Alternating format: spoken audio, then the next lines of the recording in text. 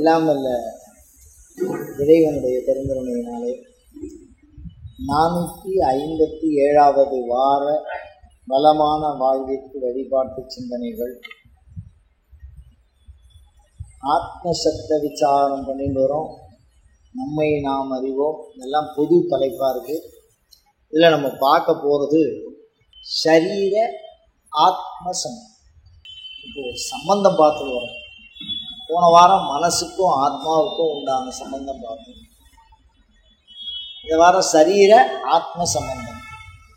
அதாவது ஒரு தலைப்பு எடுத்துட்டா அதை பற்றி சிந்திச்சுட்டே வருவோம். வேறு விஷயத்தில் மனசு போகாமல் அந்த விஷயத்திலேயே பிரவൃத்தி பண்ணி பார்க்கணும். அந்த மாதிரி சரீரத்தையும் ஆத்மாவையும் சம்பந்தப்படுத்தி பார்த்தால் என்ன உறவு அப்படின்னா, இது கிழக்குன்னா அது மேற்கு, அது வடக்குன்னா இது தெற்கு, இது ஒளின்னா இது இருள். ஜென்ம விருத்தமான ஒரு சம்பந்தம் இருக்கும்னு சொன்னால் அது ஆத்மாவுக்கும் சரீரத்துக்கும் உண்டான சம்பந்தம் தான். என்னது? ஆத்மாவுக்கும் சரீரத்துக்கும். கொஞ்சம் ஆச்சரியமாக தான் இருக்கு. என்ன ஆச்சரியமா இருக்கு அப்படின்னா, இரண்டு முரண்பாடான சம்பந்தம் உடைய வஸ்து எப்படி இணைந்திருக்கிறது அப்படிங்கிறது கொஞ்சம் சந்தேகமா இருக்கு. ஏன் முரண்பாடு எப்படி வருது அப்படின்னு கேட்டா, நம்ம சைவ சமயத்தில் ஆத்மார்த்த பூஜைன்னு ஒன்று பண்ணுவோம். அந்த சமய தீட்சை, விசேஷ தீட்சை, நிர்வாண தீட்சை, ஆச்சார விஷயம்லாம் எடுத்துப்பா. அதில் எடுத்துக்கும் போது 4ஆம் நிலை 3ஆம் நிலைக்கெல்லாம் பூத சுத்தின்னு சொல்லுவாங்க. அதில் ஒரு வார்த்தையை கொடுத்துருக்காங்க. அதில் ஆன்மாவுக்கு லட்சணம் கொடுத்துருக்காங்க. அதுலேருந்து தான் நான் எடுத்து இந்த சம்பந்தத்தை பேசுகிறேன். அதில் என்ன சொல்கிறாங்கன்னா, சரீரத்துக்கு லட்சணம் அனித்தியத்துவம்னு சொல்றாங்க. அனித்தியத்துவம்னா என்ன அப்படின்னா, நேற்றுக்கு இருந்தது இன்னைக்கு இருக்காது, இன்னைக்கு இருந்தது நாளைக்கு இருக்காது. அதுதான் அனித்தியத்துவம். அப்படிதான் நம்ம சரீரம் இருக்கு. அதை நம்ம அனுபவப்படுத்தி பார்க்கணும். இப்ப அனித்தியத்துவம் சரீரத்துக்கு எப்படி வருது அப்படின்னா, ஒரு சொட்டு விந்துல உருவானது நம்மளுடைய சரீரம். தாயார் தகப்பனாருடைய கலப்பு, அதுல சேர்ந்தது ஒரே ஒரு சொட்டு விந்து. அதுவும் ஒரு மயிர்கால் அளவுக்கு உண்டான விந்துலேருந்து தான் அந்த உயிர் கர்ப்பம் தரிக்கிறது. கர்ப்போபனிஷத் மிக அழகாக இதை பற்றி பேசுகிறது. அப்படி இருக்கும்போது அந்த அளவுக்கு துல்லியமா ஒரு கண்ணிலே பார்க்க முடியாத அளவுக்கு ஒரு ஊசி முனையில 500 செல் இருக்கு அப்படின்னு சொன்னா, அந்த அளவுக்கு சின்னதா இருந்த நாம இப்போ ஒரு 80 கிலோவாவது இருக்க மாட்டோமா?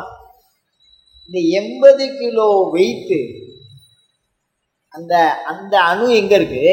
இந்த 80 கிலோ வெயிட் எங்க இருக்கு? இது தினந்தோறும் மாறி இருக்கிறது. ஒரு நாள் கூட நேற்றுக்கு இருந்தது இன்னைக்கு இல்லை, இன்னைக்கு இருந்தது நாளைக்கு இல்லை, மாறிண்டே தான் இருக்கு. இதை கொஞ்சம் யோசிச்சு பார்த்தா தெரியும். அப்படிதானே? இப்போ சின்ன வயசா இருந்தா கொஞ்சம் வளர்ந்தா, அப்புறம் இளைஞனானா, அப்புறம் கொஞ்சம் பெரிய மனிதன் அப்படின்னு ஆனா, அதுக்கப்புறம் அப்படியே இன்னும் கொஞ்சம் வளர்ந்தா, அதுக்கப்புறம் தலை நினைச்சது, அதுக்கப்புறம் உட்காந்தான் திருப்பி குறுக ஆரம்பிச்சான். அப்படியே 90 வயசாகிடுத்து, கையெல்லாம் குறுகி போகிறது. அப்புறம் படுத்த இடத்துலே இருந்தான், திருப்பி குழந்தை மாதிரி ஆகிட்டான். அவனே லெட்ரின் போய், அவனே பாத்ரூம் போய், அதுவும் தெரியாமல், என்ன பேசுகிறோன்னு தெரியாமல் அப்படியே இன்னும் குறுகிறது. அப்போது நேற்று இருந்தது இன்னைக்கு இல்லை, இன்னைக்கு இருந்தது நாளைக்கு இல்லை. அப்போ சரீரம் அனித்தியம் தானே? இதுக்கு ஜென்ம விரோதம் ஆத்மா. ஒரு மாறுதலும் இருக்காது. ஒரு மாறுதல், ஒரு லெவலேசம் கூட மாறுதல் அடையாது. அதுதான் நித்தியத்துவம். இது அனித்தியத்துவம், அது நித்தியம். அதே மாதிரி இது அவ்யாபகத்துவம், அது வியாபகத்துவம். இந்த அவ்யாபகம்னா என்ன, வியாபகம்னா என்ன, ரொம்ப விரிவாக போகிறது. நம்ம இன்னைக்கு சம்பந்தத்தை மாத்திரம் தெரிஞ்சுக்கிறதுக்காக பார்ப்போம். எந்த சித்தாந்தமாக இருந்தாலும் அந்த சித்தாந்தத்தினுடைய முதன்மையை வலியுறுத்துவதில் அந்த சித்தாந்தத்தை அனுபூதி சித்தாந்தத்தில் நம்ம பொருத்தி பார்க்கணும். அதை தான், அதுக்கு பேர் தான் சித்தாந்தமே. பொருத்தி பார்ப்பதுக்கு பேர் தான் என்னது? சித்தாந்தம். புத்தகத்தை மனப்பாடம் பண்ணுறதுக்கு பேர் சித்தாந்தம் இல்லை. சித்தாந்தம்ங்கிறது ஒரு அனுபவம், ஒரு நூல் அல்ல. அந்த வகையில் பார்த்தீங்கன்னா அவ்வியாபகத்துவம் வியாபகத்துவம்னு சொன்னோம். அது என்ன அவ்வியாபகத்துவம்? வியாபகத்துவம் அப்படின்னா அனைத்தியத்துவம், அவ்வியாபகத்துவம்.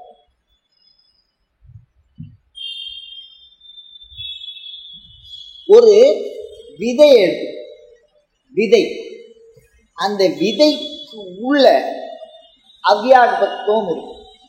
எந்த மரத்தோட விஷயத்தையும் ஒரு மாம்பழ கொட்டையை வச்சிருந்து அதோட பீஜத்தை வச்சிருந்து மாமரத்தை இப்படி இருக்கும்னு யாராலையாவது சொல்ல முடியுமா? ஒரு கோழியினுடைய முட்டையை வச்சிருந்து கோழி இப்படி இருக்கும்னு சொல்ல முடியுமா? இந்த கோழி இது உள்ளே இருந்திருக்கு, இது வியாபகமாக இருக்கும்போது அந்த வடிவத்தில் இருக்கு. அது வியாபியம் இல்லாமல் குறுகி இருக்கும்போது அவ்வியாபகமாக இருக்கும்போது இதில் இருக்கு. அப்போ வியாபகம் அப்படிங்கிறது விரிந்த ஒன்றாக இருக்கிறது, வியாபியம் இல்லாத போது அவ்வியாபகமாக இருக்கு. ஒரு உதாரணம் பாருங்க, இந்த லைட்டெல்லாம் இல்லாமல் ஆஃப் பண்ணி விட்டுருங்க, வெறும் இருட்டாக இருக்கும். அப்படி தானே? இது ஒரு பெரிய தத்துவமா? இதை கேட்கறதுக்கு நாங்கள் இல்லை, விஷயம் அப்படி இல்லை. இப்போ என்னன்னா, இந்த லைட்டு அது அவ்வியாபகமாக இருக்கும்போது இந்த பொருள் எதுவுமே நமக்கு தெரியல. அது வியாபகமாக இருக்கும்போது இங்கே இருக்கக்கூடியது நீங்கள் நான் எல்லாரையும் நம்ம பார்க்குறோம், எடை முழுக்க அந்த ஒளி பரவி இருக்கு. அப்போ அது வியாபகமாக இருக்கு. அவ்வியாபகமாக இருக்கும்போது அணைஞ்சு இருக்கு, எதுவுமே தெரியல. எனக்கும் தெரியல, உங்களுக்கும் தெரியல, முன்னாடி இருக்கிற பொருளும் தெரியல. ஒரு பொருளும் காட்டாது இருள், தன்னையே காட்டும். ஒளியில் என்ன பிரச்சனை? நான் எல்லா பொருளையும் காட்டும், தன்னை மறைச்சோம். வெளியில தான் நான் உங்களை பார்க்குறேன், இடையில ஒளி இருக்குன்னு யாரும் சொல்றது இல்லை, உங்களை தான் சொல்கிறேன், உருவத்தை தான் சொல்கிறேன். அப்போ வியாபகத்துவம் என்று சொன்னால் பரவி இருப்பது, அவ்வியாபகத்துவம் என்று சொன்னால் சுருங்கி இருப்பது, வியாபகத்துவம் என்று சொன்னால் எல்லையற்றிருப்பது, அவ்வியாபகத்துவம் என்று சொன்னால் ஒரு எல்லைக்குள் கட்டுப்பட்டிருப்பது, வியாபகத்துவம் என்று சொன்னால் சுதந்திரமாக இருப்பது, அவ்வியாபகத்துவம் என்று சொன்னால் கட்டுப்பட்டவனாக இருப்பது. அப்படி ஒரு ஆப்போசிட் ரிலேஷன்ஷிப்ல தான் இதை சொல்லியிருக்கான் அவ்வியாபகத்துவம். இப்ப சரீரம்ங்கிறது அதுக்கு ஒரு வியாபகம் இருக்கு. அதுக்கு என்ன வியாபகம்? நம்மள ஒரு போட்டோ பிடிச்சி அதை கட் பண்ணி ஒரு 60 அடியில் வைக்கிறான்னு வச்சுக்கோங்க. சும்மா ஒரு உதாரணத்துக்கு, ஒரு பேனர் இருக்கு, சந்தோஷமா திங்க் பண்ணுவோமே, டக்குன்னு ஒரு போட்டோ பிடிச்சி 60 அடிக்கு வருகிறார் அப்படின்னு போட்டு பிரமாதமாக வைக்கிறான்னு வச்சுக்கோங்க. அதுக்கு நம்ம சரீரத்தோடு அப்படி ஓரமாக கட் பண்ணினா அதுல என்ன வியாப்தி இருக்கோ அது வரைக்கும் தான் நமக்கு வியாபகம். அதை அப்படியே கட் பண்ணி எடுத்தால், இந்த போட்டோகிராஃபி அப்படியே எடுத்தால் நம்மளுடைய நிழல் படம் அந்த நிழல்ல எது வரைக்கும் இருக்கோ அதுதான் நம்ம, அதுக்கப்புறம் நம்ம வியாப்தி இல்லை. அப்ப நம்மளுடைய வியாபகம் என்ன? நம்மளுடைய சரீர வியாப்தி. அப்படிதான் 5 வயசு பையனோட உயரம் வியாபகம் என்ன? 4 அடி. 70 வயசு கிழவனுடைய வியாபகம் என்ன? 6 அடி. அவ்வளவுதான். அவன் என்னதான் வசதியா இருந்தாலும் அது வரைக்கும் வளர்ந்துருப்பான். அதுக்கப்புறம் வியாபகம் அவனுக்கு கிடையாது. அப்ப அதுலேருந்து என்ன தெரியறது அப்படின்னு சொன்னா, வியாபகம் என்பது ஒரு வரையறைக்கு உட்பட்டது, ஒரு எல்லைக்கு உட்பட்டது, ஒரு கருத்துக்கு உட்பட்டது. தோற்றம், வாழ்க்கை, அழிவு எல்லாம் அதுக்கு உண்டு. ஆனா வியாபகமா இருக்கிற வஸ்துக்கு அது, எங்க பார்த்தாலும் இருக்கிற வஸ்துக்கு அது இல்லை. இப்ப வியாபகம்னா புரியுறதா? சுருங்கி இருக்கிறது, விரிந்திருப்பது, அவ்வளவுதான். எல்லா இருந்தா அவ்வியக்தம், செடியா இருந்தா வியக்தம். ஒரு எள்ளு செடியில 1/4 கிலோ எள்ளு வரும், ஊத்து எடுத்தா. ஒரே ஒரு நெல்லா இருந்தா அவ்வியக்தம். ஒரு நெல் பயிர்ல ஒரு 40-50 கட்டி அந்த நெல் மணிகள் நமக்கு கிடைக்கும், அதுலேருந்து உற்பத்தி ஆகும், அதுலேருந்து செடி வளர்ந்து அது என்னென்னவோ மாற்றம்லாம் சொல்றான். அதெல்லாம் அதுக்குள்ள நம்ம போக வேண்டாம். ஆத்மாவுக்கும் சரீரத்துக்கும் என்ன சம்பந்தம்? நான் ஜென்ம விரோத சம்பந்தம் அப்படி புரிஞ்சும் போது சொல்றேன், வேற ஒன்றும் இல்லை. இப்ப அவ்வியாபகத்துவம் வியாபகத்துவம். அதனால ஆன்மாவை அப்படி டக்குன்னுலாம் பிடிச்சிட முடியாது. சரீரத்தை கரெக்டா போட்டோ பிடிச்சி ஆதார் கார்டு மாதிரி கரெக்டா பிடிக்கலாம், நீங்க எங்க இருந்தாலும் பிடிக்கலாம். இதுதானே?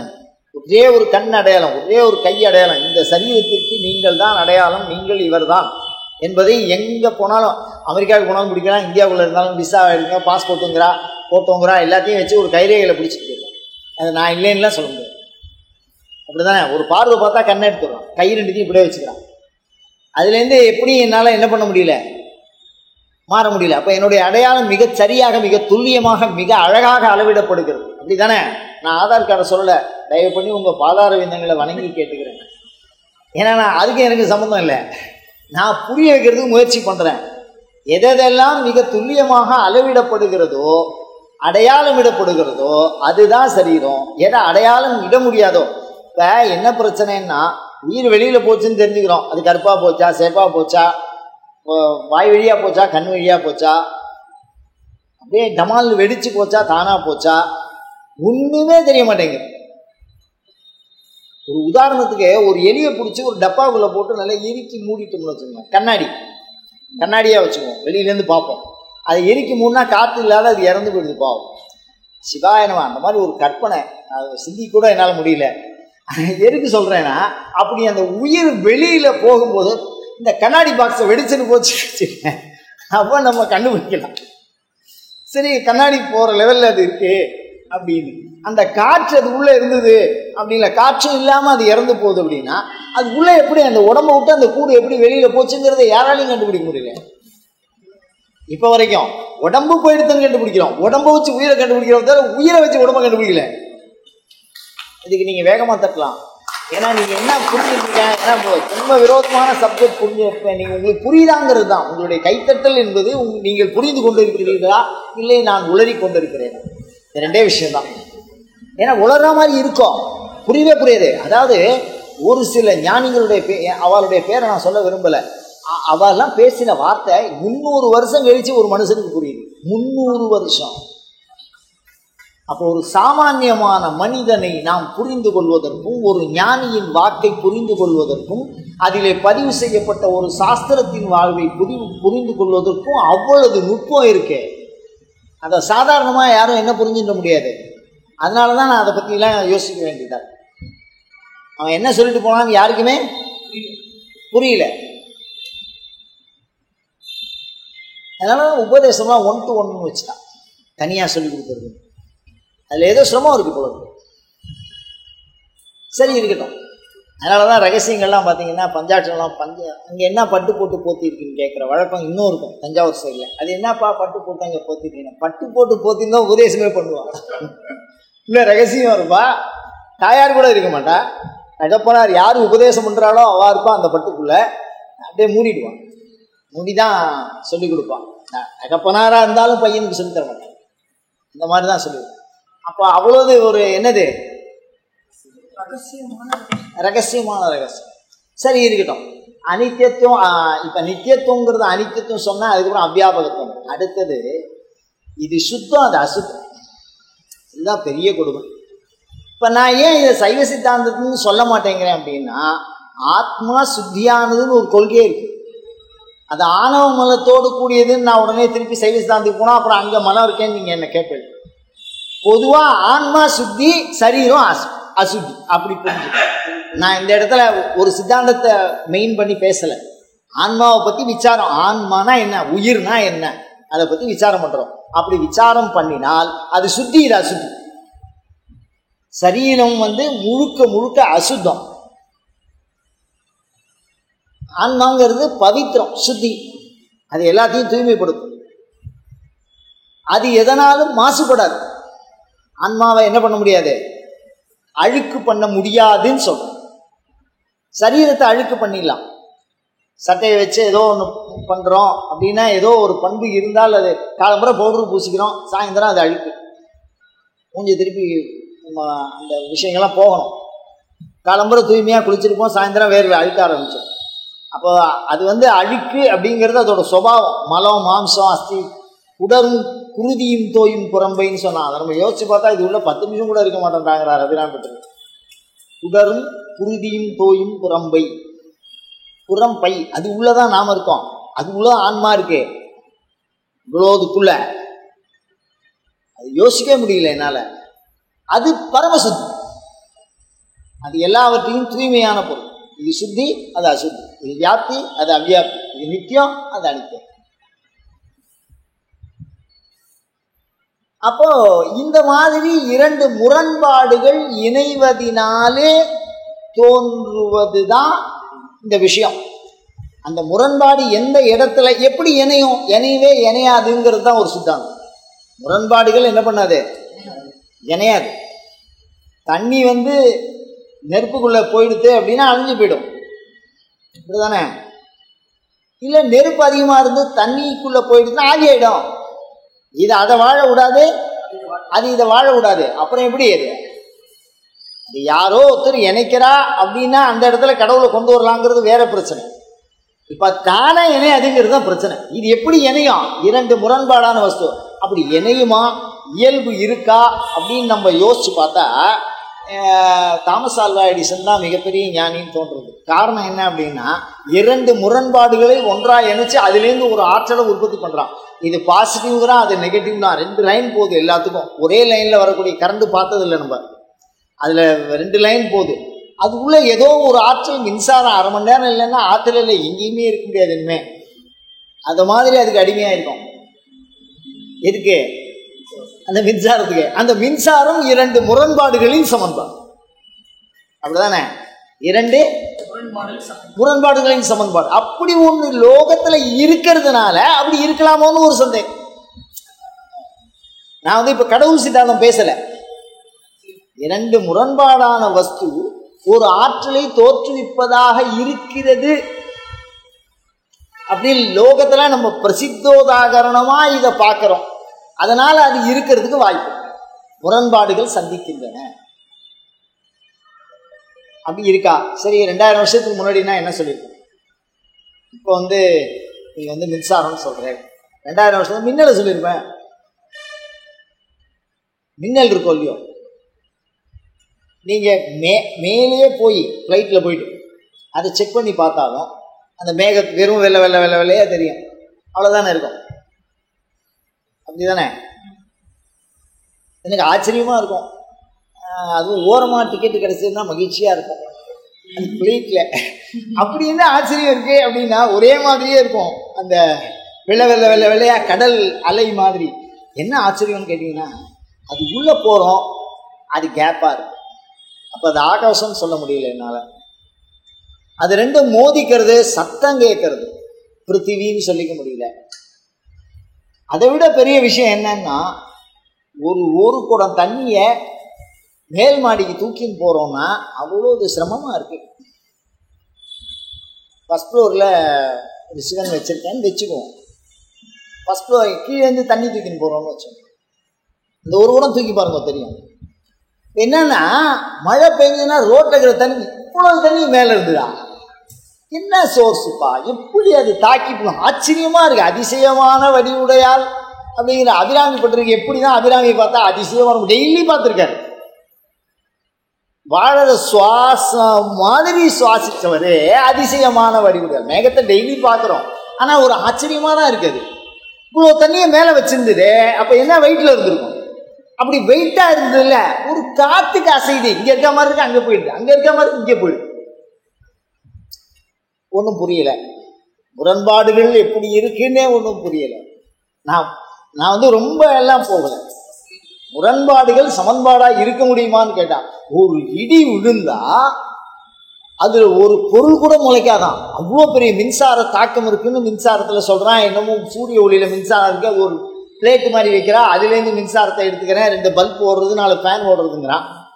அப்ப அந்த இடியிலேருந்து ஒரு ஒரு சூடு பறந்து விட. பரம குளிர்ச்சியான வஸ்து அது, பரம குளிர்ச்சியான வஸ்து. அப்படிதானே? மேகம் என்ன இருக்கும்? குளிர்ச்சியான வஸ்து தானே. அது எப்படி அவ்வளோ பெரிய வெம்மையான வஸ்து உருவாக்குறது? அப்படி உருவாக்குறதுக்கு எப்படி வாய்ப்பு? சும்மாலாம் சொல்லலை நம்ம ஆளுவ. அவ்வளவு யோசிச்சுட்டான். யோசிச்சுன்னா சாஸ்திரம் பண்ணிட்டான். அதெல்லாம் நம்ம அவா லெவலுக்கு நம்ம இல்லை. அவனுடைய கான்சியஸை பிடிக்கிற லெவலுக்கு நமக்கு என்ன இல்லை, கான்சியஸ் இல்லை. அதுக்கே அதுதான் திருமூலர்ல ஆரம்பிக்கும் போது ஒரு கதை சொல்றான் பாருங்க.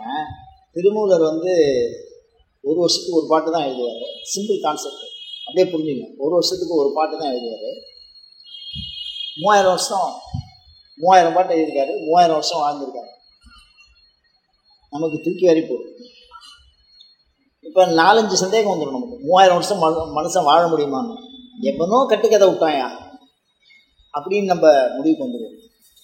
ஆனால் இந்த கதைக்குள்ள ஒரு பெரிய கருத்தை வச்சிருக்கான். என்ன யோசிச்சிருக்காங்கன்னா, இந்த பாட்டை ஒரு சராசரி லேமேன் அதில் இருக்கக்கூடிய 4 வரியை புரிஞ்சுக்கிறதுக்கு 1 வருஷம் அன்ன ஆகாரம் இல்லாமல் தியானம் பண்ணான்னா அதை அனுபவ சாத்தியப்படுத்திக்கலாம். புரியுது அவங்களுக்கு? அவன் அன்ன ஆகாரம் இல்லாமல் அதையே என்ன பண்ணணும்? திருமூலர் மந்திரம் அது. சிவசிவ என்கிலர் தீவினையாளர், சிவசிவ என்றிட தீவினை மாலும், சிவசிவ என்றிட தேவரும் ஆவர், சிவசிவ என்ன சிவகதி தானே. வாழ்க்கையோட ரகசியத்தை சொல்லி கொடுத்துட்டேன். இதுதான் என்னுடைய இறுதி வார்த்தை. இதுக்கு மேல வார்த்தையே கிடையாது. சைவத்தின் முடிந்த முடிவு இதே. திருமூலர் ஒரு 4 வரியில சொல்லிட்டு போயிட்டார். அஷ்டகர்ம பிரயோகமும் இதுல இருக்கு. அஷ்டகர்ம பிரயோகம் இருக்கு. ஒரு தெய்வத்துக்கு உண்டான சித்தியை ஒரு இயல்பா மனுஷன் அடையலாம் இந்த ஒரு மந்திரத்தை வச்சு. இதுக்கு மேல மந்திரமே கிடையாது. நீங்க தமிழ், தெலுங்கு, உருதுலாம் அதெல்லாம் எதுவுமே கிடையாது. அங்க மொழிக்கு அப்பாற்பட்ட விஷயத்தை சொல்லி கொடுத்துட்டு போயிட்டான். சிவத்தை அடைச்சு கொடுத்துட்டான் 4 வழியில. அதுல என்ன கொடுமை பாருங்க. சிவ சிவ அதே வார்த்தையை திருப்பி யூஸ் பண்றான். சிவ சிவ அதே வார்த்தை, சிவ சிவ அதே வார்த்தை. என்ன கொடுமை பாருங்க. சிவ சிவ சிவ சிவ சிவ சிவ சிவ சிவன்னு பாதி வரையும் முடிச்சுட்டான். நான் என்னன்னா சிந்திச்சான்னு தெரியல. அப்படிதானே? காப்பி அடிச்ச மாதிரி இல்லை சொல்ல முடியுமா திருமூலரை? தியானி. அவரை பத்தி ஒரு செவி வழி செய்தி அந்த மாதிரி நீங்க புரிஞ்சுக்கணும். அதனால சொல்றேன், இந்த வரியில அனித்தியத்தை அவ்வியாபகத்துவ அதுக்குள்ள அப்படி இருக்கு. நம்ம ஒன்றும் புரிஞ்சுக்க முடியல. அவரு வேகமா பூஜைக்கு ஏதோ எடுத்துன்னு புஷ்பம் எடுத்துன்னு போயிட்டு இருக்காரு. யாரு? திருமூலர். பூஜை பண்ற வழக்கம் இருக்கு அவருக்கு. அவர் எந்திரத்தை பத்தி மந்திர பத்தி எல்லாம் சொல்லியிருக்காரு. பிரயோகம் எல்லாமே சொல்லியிருக்காரு. சிவ பூஜைலாம் ரொம்ப அற்புதம். அது போயிட்டே இருக்கும்போது தண்ணி எடுத்துன்னு வரும்போது குறுக்க ஒரு குணம் போயிடும். குறுக்க ஒரு குணம் போனா அது என்னது? தீட்டு. நம்மளாம் என்ன பண்ணுவோம்? வா கரெக்டாக பிடிச்சா ஒரு ஆளாவது புரிஞ்சு ஆடுறோம், ஒன்றும் பிரச்சனை இல்லை. இப்போ நம்ம சொல்கிற கான்செப்ட் எங்கேயாவது இருக்குன்னா டக்குன்னு அதை பிடிச்சிக்கலாம். அது மாதிரி சாணம் பண்ணுற மாதிரியும் நம்ம அவரை சாணம் பண்ணுறதுக்கு யோசனை பண்ணிட்டு திருப்பி போய் சாணம் பண்ணுறதுக்கு குணத்தை ஏந்து நடனார். என்னது? குணத்தை ஏந்து நட. அவன் நடந்து போயிட்டான். அந்த குணம் ஏந்து நடந்து போயிட்டான். அதை இயல்பா செய்யறவர் திருமூலர்னா அப்ப இந்த பாட்டுக்குள்ள எவ்வளவு ரகசியம் யோசிச்சு பாருங்க. நம்மளாம் ஒரு 10 நிமிஷம் கூட அதை அத்தியனம் பண்றது இல்லை, அதுக்குள்ள சிந்திக்கிறது இல்லை. எல்லாம் எனக்கு தெரியும், எல்லா பாட்டும் மனப்படமா சொல்லுவேன், அவ்வளவுதானே. இவ்வளவுதான் திருமூலர். உங்களுக்கு தெரியுமோ இல்லையோ? சிவசிவன் அது நம்ம இதுல கேசட்ல போட்டு படிச்சா உடனே அப்படியே வந்துடும். அவன் அதை முயற்சியெல்லாம் பண்ணல. தண்ணியை எடுத்துன்னு வரும்போது இயல்பா பார்த்து இது என்னடா இந்த கண்டாவுக்கு போய் திருப்பி அவன்டா சாணம் கூட ஏழுது போடா அப்படின்னா அப்படின்னா எவ்வளவு வல்லமா இருந்திருக்கணும் அவனுக்கு. ஒரு உயிரை உற்பத்தி பண்ணி செத்தவனை புழைக்க வைக்கிற மந்திரம் அப்படி ஒரு கலை, சாவா மருந்து, மூவா விஷயம், எல்லா விஷயம் அது உள்ள இருக்கு. இன்னும் அதுக்குள்ள யாரும் போகல, யாரும். 4 வரியை படிச்சிருந்தா அவனே திருமூலர் ஆயிடுவான். அந்த மாதிரி ஞானியாக்கும். அது ஒரு ரசமணி மாதிரி. அது திருமூலரை பார்த்தா அவ்வளோ பயம் எனக்கு. ஏன்னா ஸ்பர்ஷமணி ஒரு மணி, அந்த மணிக்கு நாக்கு இருக்காது. அந்த நாக்கு இருக்குல்ல, இந்த அடிக்கிற நாக்கு, அந்த நாக்கு இருக்காது. அது எதையாவது ஒரு பொருளை கொண்ட தட்டணும், தட்டினா சத்தம் வரும். எந்த பொருளை கொண்ட தட்டினாலும் அந்த பொருள் தங்கமாக ரசம், அந்த மாதிரி ஒரு மணி. ஆனா அதை விட பெரிய ஆள் திருமூலர். என்னன்னு கேட்டீங்க, அந்த குச்சை தட்டினா இன்னொரு குச்சி தங்க மாட்டோம். நான் சொல்றது உங்களுக்கு புரியுதா? அந்த மணியை தட்டின குச்சி தான் அங்க தங்கமாகும்.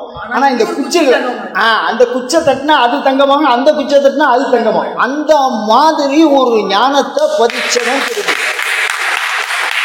நீங்க அவனுடைய வார்த்தையெல்லாம் ஒரு எழுத்து தியானம் பண்ணிட்டேன்னு யாரும் சொல்ல முடியாது. தியானம் பண்ணா சிவமாயிடும். அது திருவிடை அந்த திருவாவடுதுறை நந்தியில உட்கார்ந்து தியானம் பண்ணி பாருங்க, பேசுவார் அப்படியே. நீங்க எப்படி வேணாலும் நினைச்சுக்கோ, அந்த அந்த சன்னதிக்குள்ள நீங்க போனீங்கன்னா அந்த ஒரு தியானம் நீங்க பண்ணல, அவர் அங்க இருக்கிறத நீங்க பார்க்கலாம். அதுல எந்த விதமான சந்தேகமும் இல்லை. நீங்க நான் என்ன சொல்றேன்னா, கண்ணை மூடி தரிசனம் செய்ய கற்றுக்கொள்ளுங்கள். கண்ணை திறந்து தரிசனம் செய்யறோம் நம்மலாம். இவ்வளவு காலம் அந்த மாதிரிதான் பண்ணிட்டு இருக்கோம். கொஞ்சம் ஓரமான இல்லைங்க பாருங்க, சண்டை வேற நடக்கும். அப்படித்தானே? வேற எந்த நோக்கத்திலையும் சொல்லல. இப்ப பாதார விந்தங்களை திருப்பியும் கேட்டுக்கிறேன். நான் ஒரு விஷயத்தை வலியுறுத்துறேன், வேற ஒன்றும் இல்லை. இறைவனை காணுகிற கண் என்பது திரையம்பகம்னு சொல்றோம். இந்த மூன்றாவது கண் அப்படின்னு சொல்றோம். திரையம்பகம் மூன்றாவது கண். அது என்ன மூணாவது கண் அப்படின்னா, ரோட்ல போயிட்டே இருக்கோம், எவ்வளவோ வாகனம் எதுக்கு என்ன போறது, போயிட்டே இருக்கே, நம்ம கிராஸ் பண்ணி அப்படியே போறோம். திடீர்னு எதுக்கு நமக்கு வேண்டிய இன்னும் அப்படி போறாரு, என்ன மாமா அப்படின்னு கையை காட்டுறோம். சின்ன ஒரு உறவுக்காரான், அந்த மாமன் போறான், மருமகன் இதில் போறான்னு வச்சுக்கோங்க, அவன் கரெக்டாக கையை காட்டிடுவான். அவளை முடியும் கரெக்டாக என்ன பண்ணுறோம், ட்ரெயினுக்குள்ளே ஏற்றிக்கிறோம். அவளை கரெக்டாக தெரியறது. அதுக்கு முன்னாடி போனவாளையோ அதுக்கு பின்னாடி போனவாளையோ நமக்கு என்ன தெரியல, ஆனால் அவளை கடந்து தான் நம்ம என்ன வந்திருக்கோம். அப்போ கருத்தாகிய கண்ணை கண் என்றார்கள். என்னது கருத்தாகிய கண்?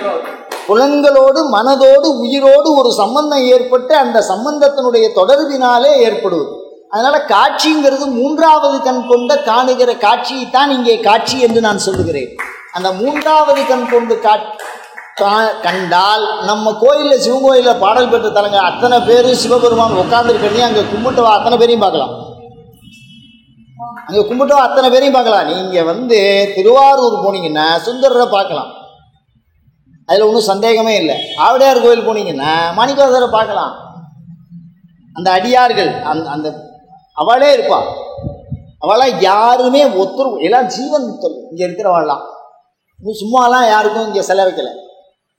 அவளுடைய விஷயங்கள்லாம் அப்படியே இருக்கு. அவள் எங்கே இருந்தாலும் அவள் பேசின மொழி நம்ம பேசுறது அப்படிங்கிறத இங்கே நினைச்ச மாத்திரத்தில் அவளுக்கு தெரியும். அந்த அளவுக்கு அந்த சிவத்தோட சம்பந்தம் உடைய பண்பு. இப்போ நான் எதுக்கு சாப்டர் மாதிரி அதுக்கு போகிறேன் அப்படின்னா, ஒரே ஒரு வார்த்தையை புரிய வைக்கிறதுக்காக தான் போகிறேன். என்ன இவ்வளோ தூரம் சுற்றிட்டோம், திருப்பி கொண்டு வந்து ஏன் நிறுத்துறேன் அப்படின்னா, அனித்தியத்துவம் அவ்வியாபகத்துவம் முரண்பாடான வஸ்து சேருமான்னா அது சேர்றதுல தான் ஏகப்பட்ட பிரச்சனை இருக்கு. சேர்ந்து லோகத்தில் பல பொருள்களை நம்ம என்ன பார்க்குறோம், அது ரெண்டும் சேர்றதுனால ஒரு விஷயம் உருவாருது. அது பிரக்ஞையா கூட இருக்கலாம். ஒரு ஆன்மாவும் ஒரு உடம்பும் சேர்றதுனால என்ன உற்பத்தி ஆகும், ஆன்மாவுக்கு பிரக்ஞை உருவாகும். அது பிறந்த உடனே உற்பத்தி ஆகலை, அது அப்படியே வானத்தை பார்த்து படுத்துருக்கும். அப்படிதானே? கொஞ்சம் கொஞ்சமாக தெரியும், அப்படியே வளர்ந்து அதுக்கப்புறம் குப்புரைக்க தவழும், அதுக்கப்புறம் நடக்கும், அதுக்கப்புறம் பேசும், அதுக்கப்புறம் ஒரு 50-60 வயசு ஆனாதான் அறிவு கண் கொண்டு பார்க்கிறோம். இப்படிதானே? அதனால தான் 60 வயசுல 60ஆம் கல்யாணம் ஞான பார்வைன்னு சொல்றோம். அதனால 2 முரண்பாடுகளின் சம்பந்தம் தான் என்னது, சரீர ஆத்ம சம்பந்தம். அதனால எந்த விதத்திலையும் ஆன்மாவுக்கு சரீரம் ஒத்தாசை பண்ணாது, சரீரம் ஆன்மாவுக்கு ஒத்தாசை பண்ணாது. 2 முரண்பாடுகளை ஜாயின் பண்ணி விட்டுருக்கோம். அதுக்குள்ள ஏதோ ஒரு பிரஜை இருக்கு. அதனால இது அதை தள்ள பார்க்கும், அது இதை தள்ள பார்க்கும். எது எதை தள்ள பார்க்கும்? அதுல யாரு ஜெயிக்கிறாளோ, 2 சமமான இயக்கம் ஒரு நிலைப்பாட்டை உண்டு பண்ணும். 2 சமமான இயக்கம் என்னது, ஒரு நிலைப்பாட்டை உண்டு பண்ணும். அந்த நிலைப்பாடு தான் இப்போ நமக்கு ஒரு உதாரணம் சொல்றேன் பாருங்க. நம்ம இப்போ ட்ரெயினில் போகிறோம், இந்த மெட்ரோ ட்ரெயினில் போகிறோம். அதுக்கு ஒரு ஸ்டேர் கேஸ் ஒன்று வச்சுருக்கா, 2 பக்கமும் படி ஏற முடியாதவா அதில் ஏறுறா. அதுக்கு சைடில் ஒரு கைப்பிடி கொடுத்துருப்பான். அந்த கைப்பிடியும் இயங்கும், நாம் நிற்கிற படியும் இயங்கும். அந்த கைப்பிடி இல்லாமல் இருந்தால் யாரும் அது பேரில் நம்ம பயணிக்க முடியாது. கீழே அது சாஞ்சமாக விழுந்துருவோம் கீழே. ஒன்று நிலைப்பாடாக இருந்து இன்னொன்று இயக்கம் கம்மி ஏற்றமாவோ குறைச்சலாவோ இருந்தால். ஆனால் எப்போ நம்ம விழமாட்டோம் அப்படின்னு சொன்னால், அந்த கைப்பிடியும் இந்த உட்கார்ற கீழே போகிற அந்த ஸ்டேர் கேஸும் ஒரே ஸ்பீடாக இருந்தால் 2 பேருமே விழமாட்டோம். நீங்கள் அதை மேல் பிடியை தான் பிடிச்சின்னு போனோம், அதுக்கு கீழே கைப்பிடியை பிடிச்சி விழுந்துருவேன். நான் உதாரணத்துக்கு சொல்கிறேன், வேற எந்த நோக்கத்துக்கும் சொல்லலை. அப்ப என்ன அர்த்தம்னா, இரண்டு சமமான இயக்கங்கள் ஒரு நிலைப்பாட்டை உண்டு பண்ணுங்க. நீங்க நின்னா மாதிரியே தான் மேலே போறீங்க, முயற்சி பண்ணல படியை மேலே ஏறி பார்க்கறதுக்கு. இப்படிதானே ஒரு ஆரோக்கியம் இல்லாத மனுஷனை மாடிப்படி ஏற சொல்லுங்க, அவன் படி ஏறுறதுக்கு எவ்வளவு கஷ்டமும் தெரியும். யோசிச்சு பாருங்க. நீங்க அப்படியே நிக்கிற, ஆனா நீங்க எங்க போயிடுற? மேலே போயிடுற. உங்களுடைய இயக்கத்துல எந்த விதமான கலோரியும் செலவாகலை, அப்படிதானே? அப்ப இரண்டு இயக்கத்தின் சமன்பாடை அங்கே பார்க்கிறீர்கள். அந்த பக்கத்துல இருக்கிற கைப்புடி அது சரீரம்னு சொன்னா, இந்த படி ஆத்மா. இது ரெண்டுத்தையும் பேலன்ஸ் பண்ணி ஏதோ ஒன்று நிற்கிறது. அதுதான் நம்ம உடனே சரீரத்தை புரிஞ்சுக்காதீங்க தயவு பண்ணி. நம்மளாம் இப்போ ஆன்மாவை புரிய வைக்கிறதுக்கு அங்கங்கே போய் விளக்கம் கொடுக்குறேனே தவிர, இதுக்கான விளக்கமா அப்படின்னா இந்த சப்ஜெக்ட், இந்த தலைப்புக்கான விளக்கம். இதுக்கு மேலே இதில் பிரவൃத்தி கிடையாது. இனி அதையும் வேற எதையும் போட்டு என்ன குழப்பிக்கப்படாது. எல்லாம் புரிஞ்சுது, எனக்கு எதுவும் புரியலேன்னு அப்படின்னு கடைசியில் சொல்லிடக்கூடாது. அதனாலதான் அவ்வளவு கஷ்டப்படுறோம். இப்ப என்ன அப்படின்னா, சரீராத்ம சம்பந்தம்னா என்னன்னா, இரண்டு முரண்பாடுகளில் சமமான பண்பு இருக்கிற வரைக்கும் அதுல என்ன இருக்கும்? அந்த ஜீவன் ஓடின்னு இருக்கும். அதுல ஏதாவது ஒண்ணு விட்டுருதுன்னா இது அதை விட்டுரும், இல்லை அது இதை விட்டுரும். சரீரம் கெட்டு போச்சுன்னா ஆன்மா வெளியில போயிடும். ஆன்மா வெளியில போனா சரீரம் கெட்டு போயிடும். ரெண்டும் ஒரே நொடியில நடக்கும். அதுக்கு என்னது அப்படின்னா, இரண்டும் சமகாலத்தில் நடக்கிறது. என்னது? சமகாலத்தில் நடக்கிறது. இது வெளில போகும்போது அது சரீரத்துக்கு எடுத்துட்டு போயிடும். வேற சரீரம் அதுல யாருமே பயன்படுத்த முடியாது. ஆதிசங்கர் மாதிரி ஒருத்தன் சரீரத்துக்குள்ள கூடு பாயறதெல்லாம் ஆதிசங்கருக்கு மாத்திரம்தான் சாத்தியம். அருணகிரிநாதருக்கு மாத்திரம்தான் சாத்தியம். திருமூலருக்கு சாத்தியம். வேற யாருக்குலாம் சாத்தியம் இல்லை. அது மாதிரிலாம் சாத்தியம். அது மாதிரி யாருமே எந்த விஷயத்துக்குள்ளேயும் போக வேண்டாம். அவாவா பயன்படுத்தின சரீரம் திருப்பியும் எந்த காலத்திலையும் வேற ஒரு ஆன்மாவுக்கு என்ன பயன்படாது. அவரே அதுல திருமூரலே உள்ள போயிட்டு ரெண்டாவது சரீரம் அவர் எடுத்துக்கலையே. அவரோட சரீரம் காலியாயிடுதுன்னா அவர் அதே சரீரத்தை வச்சுக்கிட்டார். அதனால அது பயன்படுறதுக்கு வாய்ப்பே இல்லை. அவ்வளவு ரகசியம் அந்த சரீரத்துக்கும் ஆன்மாவுக்கும் இருக்கு. அதை நாம் அப்படி தியானம் பண்ணணும்.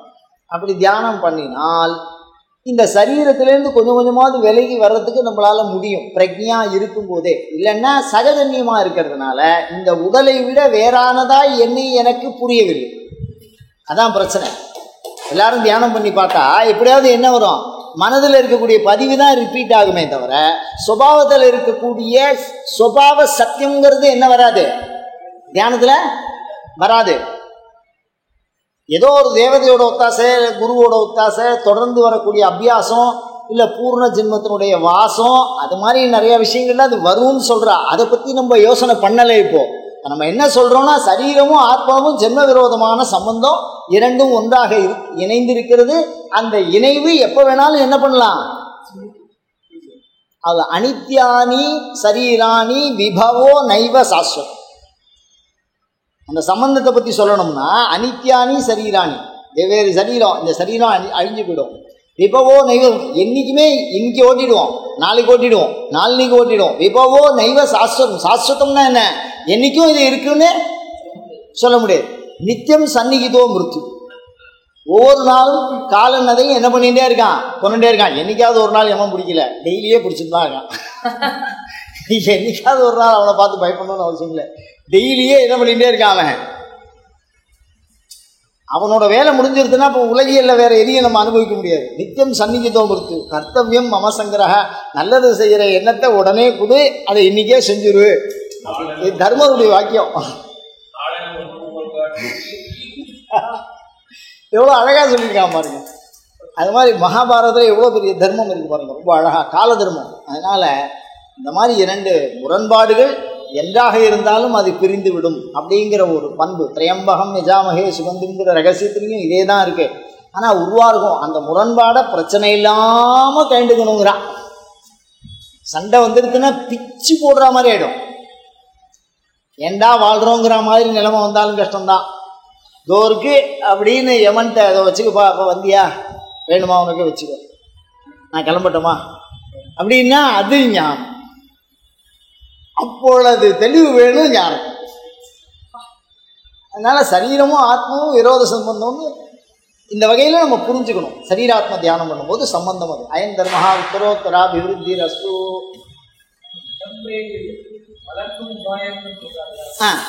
சொல்லு.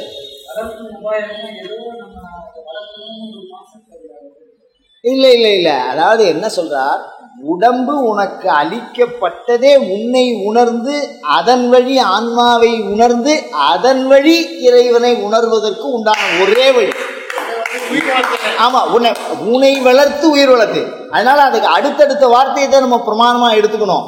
அவர் இதை செய்ய ஸ்கூலுக்கு போடான்னு ஒரே வார்த்தை தான் சொன்னான். ஸ்கூலுக்கு போகணும்னு ஒரே வார்த்தை தான், படி. படித்தா டாக்டராவான், இன்ஜினியராவான், வேலை கிடைக்கும், சம்பாதிப்பான். அவனுக்கு ஒரு வித்யா நாம நரஸ்ய ரூபம் அதிகம் பிரச்சன்ன குப்தம் தனம் வித்யா போககரி யசஸ் சுககரி வித்யா குருனாம் குரு வித்யா விஹீன பசுனா. படிப்பை பற்றி அவ்வளோ அழகாக சொல்கிறான். அதனால ஒரு நல்லது ஒரு கெட்டது வந்தால் எல்லா கெட்டதும் என்ன பண்ணும், இழுத்துன்னு வந்துடும். ஒரு நல்லது வந்தால் எல்லா நல்லதும் இழுத்துன்னு வந்துடும். அந்த மாதிரி ஒன்றை சொல்லி இன்னொன்று சொல்லியிருக்கார். முற்றி முடித்தல் அல்ல, அவர் அதோட நிப்பாட்டலையே. உன்னை வளர்ப்பு அதுக்கு அடுத்த வரியில பார்க்கணும். அதுதான் 4 வரியை சொன்னார் அவர். ஏதாவது விட்டுருவோன்னு தெரிஞ்சிருக்கும் போல இருக்கு. 1 வருஷம் தியானம் பண்ணணுமே, அது அவருடைய கருத்து தானே. உடம்பினை வளர்க்கணும், அதை வளர்ப்பதால் உயிரை வளர்க்கணும். உடனே அடுத்த கேள்வி கேட்பேன், உயிர் இப்போதானே மாறவே மாறாதுன்னு, அப்புறம் எங்கே தண்ணி ஊற்றி வளர்க்குறதுன்னு கேட்பேன். அடுத்த கேள்வி, ஊனை வளர்த்தேன் உயிர் வளர்த்தீரா அப்படின்னு கேட்டா, உயிர் வளர்ச்சி என்பது வேறு, ஊன் வளர்ச்சி என்பது வேறு. இது எதையும் போட்டு என்ன பண்ணிக்கூடாது. இது சரீர தர்மம், அது ஆத்ம தர்மம். புத்திக்கு சிந்தனைங்கிறது தர்மம், கைக்கு பற்றுவதுங்கிறது தர்மம், காதுக்கு கேட்கறதுங்கிறது தர்மம், மனதுக்கு இணைக்கிறதுங்கிற தர்மம். ஒன்றுத்துக்கும் வித்தியாசம் இருக்கு. சாங்கியம் இதை மிக அழகாக பிரித்து பேசுகிறது. மனம் வேற, புத்தி வேற.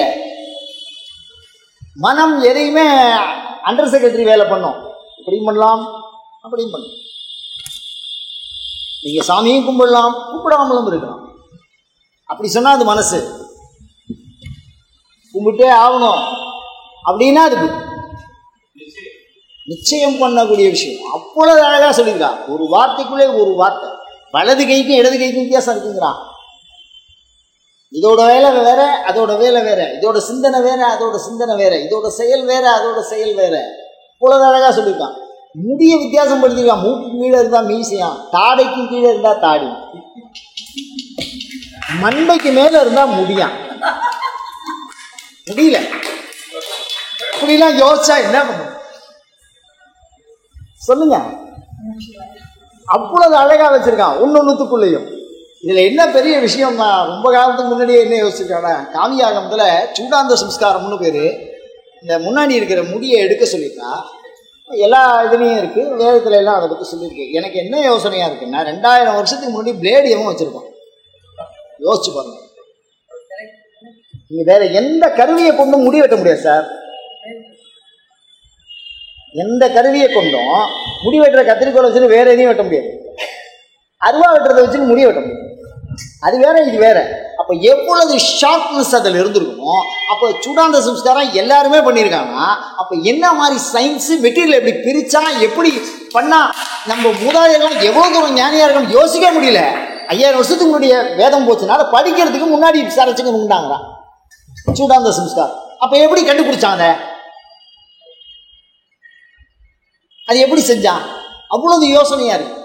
ரதேபியோ ரதபதிபியோ நமோ நமோ, அஸ்வபியோ அஸ்வபதிபியோ நமோ நமோ அப்படிங்கிறான்.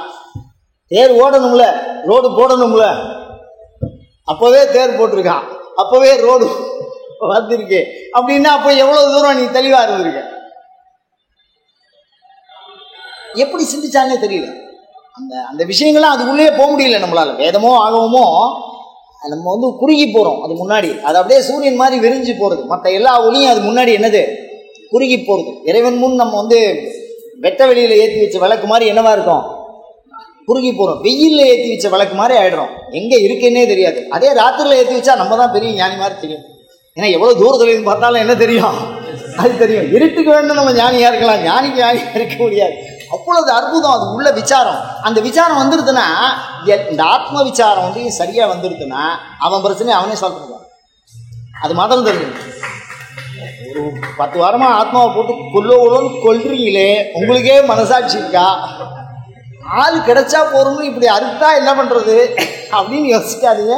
கண்டிப்பான முறையில் இந்த ஒரு விஷயம், ஆத்மாவுடைய ஒரு கீரலை நீங்க கண்டுபிடிச்சிட்டீங்கன்னா உங்க அத்தனை பிரச்சனைகள் நீங்க ரிலீஸ் ஆகுது.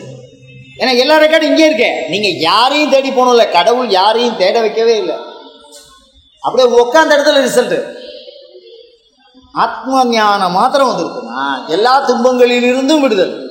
அதனாலதான் அபிராமி பட்டர் சொல்லலை, எனக்கு தூக்கம் வராது, மனசு கஷ்டமா போயிடும். அதனால ஒரு தீங்கு இல்லையே, அதை விட்டுருங்களேன், நன்மை வேண்டாம், இதெல்லாம் வேண்டாம், எல்லா பிரச்சனையும் சால்வ் பண்ணி விட்டுருவாங்க. ஆத்ம தியானம் அதை செய்து பயன்பெற பிரார்த்திப்போம். அடுத்தது புத்தியாத்ம சம்பந்தம். அயம் தர்மஹா உத்தரோத்தராபிவிருத்தி ரஸ்து.